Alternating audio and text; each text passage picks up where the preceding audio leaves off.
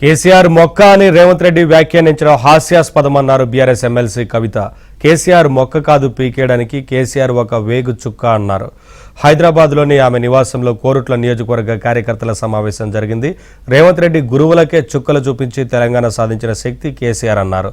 ముఖ్యమంత్రి, మంత్రులు అదే పనిగా తిట్ల పరిపాలన చేస్తున్నారని కవిత విమర్శించారు. బీఆర్ఎస్ కార్యకర్తలపై కేసులు పెట్టి వేధిస్తే ఊరుకోబోమన్నారు.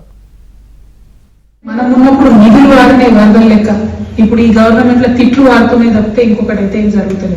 యథా రాజా తథా ప్రజ అన్నట్టు ముఖ్యమంత్రి, మంత్రులు అదే పనిగా తిట్ల దండకం అవుతుంది తప్ప ఇంకోటి లేదు.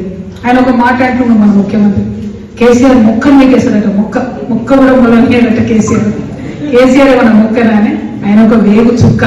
ఆయన ఈయన చూసి చూడగలుగుతాడా, అసలు ఆలోచన చేయగలుగుతాడా, ఆయన ఈయనకు అర్థమవుతాడా, అంతం చిక్కుతాడా? ఈయన గురువుకే, వాళ్ళ గురువుకే చుక్కలు చూపించి తెలంగాణ తెచ్చుకుందాం మనం. అట్లాంటిది ఈయన వచ్చి కేసీఆర్ మొక్కములోని అది ఇదని మాట్లాడితే నవ్వు వస్తుంది తప్పితే దాన్ని మనం సీరియస్గా తీసుకునేటువంటి అవసరం లేదు.